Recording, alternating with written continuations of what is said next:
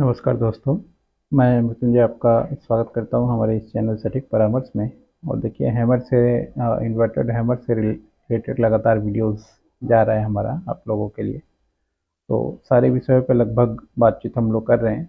इसके साइकोलॉजी के बारे में बात किया, इसके टाइम फ्रेम के बारे में बात किया, इसके सक्सेस रेशियो के बारे में बात किया।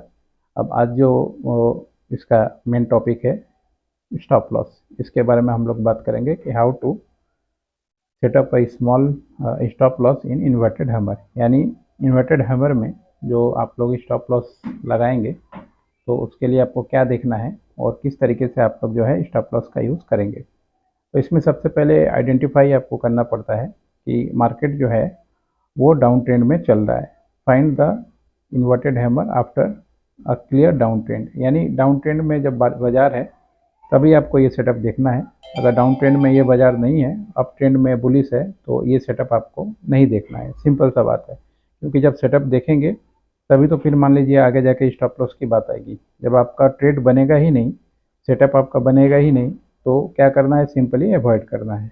ये अगर चीज़ सीख गए आप कि जब आपका सेटअप बने तब आप काम करें, तो ऐसे ही मार्केट में आप जो है सक्सेसफुल ट्रेडर बन जाएंगे। क्योंकि ज़्यादातर लोग बिना सेटअप और इमोशन को और मार्केट को देख के न्यूज़ फ्लो पे काम करना चालू कर देते हैं, जिसकी वजह से उनका लॉस होता है।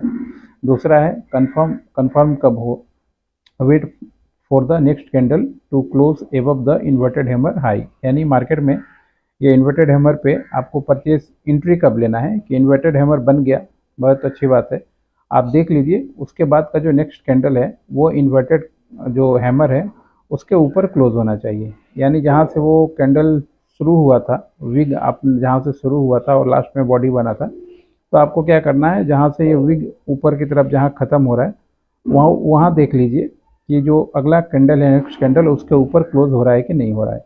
अगर उसके नीचे क्लोज हो रहा है तो मार्केट से निकल जाइए, ये ट्रेड आपका नहीं है।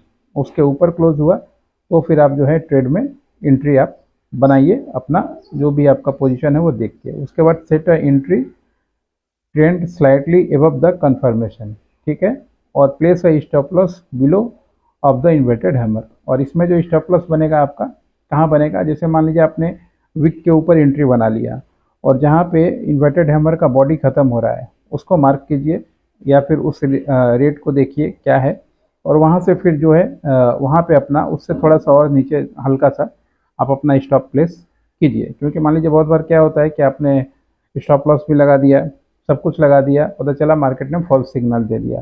और फॉल्स सिग्नल में क्या होगा कि ज़्यादा से ज़्यादा आपको जो इन्वर्टेड हैमर के बीच का जो कैंडल है उसी के बीच का जो लास्ट पॉइंट में आपने एसएल लगाया है तो आपको लॉस होगा।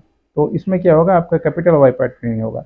अब जो भी पूंजी लगाएंगे आप उसका कुछ परसेंटेज ही उसमें आपका जाएगा, प्लस ब्रोकरेज जाएगा। तो आपको नेक्स्ट टाइम फिर मौका मिलेगा, फिर आपका सेटअप बनेगा, फिर आपका एंट्री बनेगा, तो फिर आप एंट्री बना के काम कर सकते हैं।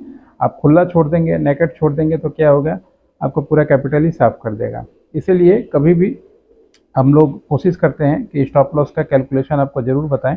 जैसे हैमर बताया तो हैमर में भी स्टॉप लॉस बताया, और इन्वर्टेड हैमर बताया तो इसमें भी स्टॉप लॉस बताया। विदाउट स्टॉप लॉस लगाए कोई भी कितना भी काम नहीं करना चाहिए, क्योंकि रिस्क मैनेजमेंट का ये फॉर्मूला है। ये सारा कुछ जब आप सीख जाएंगे और जब मार्केट में एक्चुअल काम करने जाएंगे तो दो ही चीज़ आपका काम आ गया।